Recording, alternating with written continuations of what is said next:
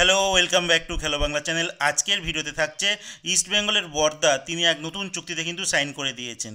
সেই সমস্ত খবর তো আছেই, থাকছে খেলার আরও আপডেটেড খবর। তার আগে প্রতিদিনের মতো বলবো, খেলার আপডেট ভিডিও পাওয়ার জন্য আমার চ্যানেলটিকে সাবস্ক্রাইব করতে একদম ভুলো না। তো চলো শুরু করছি আজকের প্রথম খবর। প্রথম খবরটি বলবো মোহনবাগান সুপার জায়েন্টকে নিয়ে। তারা সিএফএল মানে কলকাতা ফুটবল লিগে তাদের আজকে 5 নম্বর ম্যাচ খেলতে নেমেছিল কলকাতা পুলিশের সঙ্গে। আর এই ম্যাচটি মোহনবাগান সুপার জায়েন্ট টিম তারা 1-1 গোলে ড্র করে। উল্লেখযোগ্য, এই ম্যাচে কিন্তু দুখানা পেনাল্টি পেয়েছিল মোহনবাগান টিম, বাট তারা কিন্তু সেখান থেকে গোল করতে পারেনি। এছাড়াও এই ম্যাচে কিন্তু দুইজন কিন্তু খেলোয়াড় রেড কার্ড হয়েছে। প্রথম হয় ক্যালকাটা পুলিশের একজন খেলোয়াড়, তারপর খেলার শেষের দিকে মোহনবাগানের একজন খেলোয়াড় সূর্যবংশী মানে অভিষেক সূর্যবংশী, তাকেও কিন্তু রেড কার্ড দেখানো হয়। আর এই নিয়ে মোহনবাগান টিম কিন্তু 9 নম্বর পজিশনে থাকলো। এরপরে যে খবরটি বলবো, একজন বিদেশি খেলোয়াড় ডেরিয়াস নটন পাওয়ারওয়ার্ড। তো এই খেলোয়াড়টিকে লাস্ট ইয়ার শুনেছিল যে ইস্ট বেঙ্গলের ট্রায়াল দিতে এসেছিল, একজন আফ্রিকান খেলোয়াড়, বাট আলটিমেট ইস্ট বেঙ্গল কিন্তু তিনি সাইন করেনি। নর্থ ইস্টের ওইখানে একখানা আই লিগের ক্লাবে তিনি খেলতে চলে যান। বাট এই মুহূর্তে যা খবর আসছে, ডাউন টাউন হিরোস ডুরান্ড কাপে খেলতে চলেছে যেই ক্লাব, তো সেইখানে কিন্তু তিনি চুক্তিতে একটা সাইন করেছেন। আর ডাউন টাউন হিরোসের হয়ে কিন্তু তিনি এই ডুরান্ড কাপ খেলবেন, মানে ইস্ট বেঙ্গলের এগেনস্টে, মোহনবাগানের এগেনস্টে কিন্তু এই খেলোয়াড়কে আমরা দেখতে পাচ্ছি। এরপর বলবো আই লিগের আরেকটি ক্লাব, মানে শক্তিশালী একটি ক্লাব গোকুলাম কেরালা। তারা কিন্তু একজন উগান্ডার খেলোয়াড়ের সঙ্গে কথাবার্তা চালাচ্ছে, মোটামুটি সাইন হয়ে যাবে এরকমই ধরে নেওয়া হচ্ছে, যার নাম লুমালা আব্দু। তো এই খেলোয়াড়টি কিন্তু বাইরের ভালো ভালো ক্লাবে খেলেছে। এবার দেখার বিষয় ইন্ডিয়াতে আই লিগে এসে কেমন পারফরমেন্স করে। আর গোকুলাম কেরালা জানো, আই লিগের যতগুলো শক্তিশালী টিম আছে তাদের মধ্যে অন্যতম একটা সেরা টিম। এরপর যে খবরটি বলবো, একজন নর্থ ইস্টের খেলোয়াড়, মানে নর্থ ইস্টের সাইডের খেলোয়াড়, নর্থ ইস্ট ইউনাইটেডের নয়, লালডিন লিয়ানা রেন্থলেই।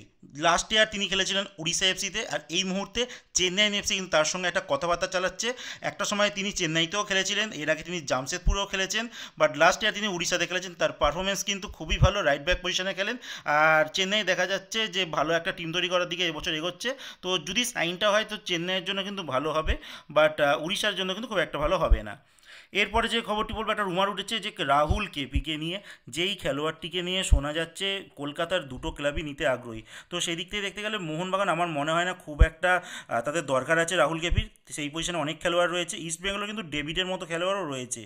আর যদি রুমার বলো তো ঠিক আছে, আর জানি না যদি সত্যিকারেও যদি হয়ে থাকে তাহলে কিন্তু মন্দ হয় না। সেই দিক থেকে যা খবর আছে, ইস্ট বেঙ্গল টিম কিন্তু রাহুল কেপির সঙ্গে কিন্তু একটা কথাবার্তা চলছে। আর মোহনবাগানের সঙ্গে তেমন কিন্তু কোনো খবর এখন অবধি বেরিয়ে আসেনি আমি যতদূর জানি, বাট এটা রুমার পর্যায়ে রয়েছে যে রাহুল কেপি মোহনবাগানের সঙ্গে একটা লিঙ্ক আপের ব্যাপারটা। এরপরে যে খবরটি বলবো জাভি হার্নান্ডেজকে নিয়ে, যেই খেলোয়াড়টি কালকে একটা নতুন ক্লাবে সাইন করে দিয়েছে জামশেদপুর এফসিতে। এর আগে তিনি 5খানা ক্লাবে কিন্তু টোটাল এই নিয়ে খেলে ফেললো। প্রথম খেলেছিলেন তিনি এটিকে, তারপর মোহনবাগান, তারপর উড়িষ্যা, তারপর ব্যাঙ্গালোর এফসি হয়ে এবার তিনি জামশেদপুর এফসি, মানে তার 5 নম্বর ক্লাবে তিনি কিন্তু, মানে আইএসএলের 5 নম্বর ক্লাবে তিনি সাইন করে দিলেন। মোটামুটি 5খানা মানে ক্লাবে তিনি খেললেন আইএসএলে, মানে এটা রেকর্ড বলতে পারো, কোনো আগে এরম খেলোয়াড় কিন্তু করেনি। এরপরে যেটা বলবো, ইস্ট বেঙ্গলের বর্ধমানে বোরজা হেরেরা, তিনি এই সময় স্পেনে তার ছুটি কাটাচ্ছেন। আর এই মুহূর্তে যা খবর, এফসি গোয়াতে তিনি লাস্ট ইয়ার তো ইস্ট বেঙ্গলের থেকে মাঝপথেই চলে গিয়েছিলেন একটা লোন ডিলে, তারপর তো ইস্ট বেঙ্গলের সঙ্গে কন্ট্যাক্ট শেষ হয়ে গেছে। এই মুহূর্তে যা খবর, এফসি গোয়া তার সঙ্গে একটা পার্মানেন্ট ডিলে কিন্তু কন্ট্যাক্ট সাইন করে নিয়েছে, মানে এই বছর থেকে তিনি কিন্তু আর লোন ডিলে এফসি গোয়াতে খেলছেন না, ইস্ট বেঙ্গলের সঙ্গে কন্ট্যাক্ট শেষ, এবার তিনি পার্মানেন্টভাবে এফসি গোয়ার খেলোয়াড় হয়ে গেলেন। আর জানো, ম্যানেলো মার্কুয়েজের একজন প্রিয় ছাত্র এই বোরজা হেরেরা।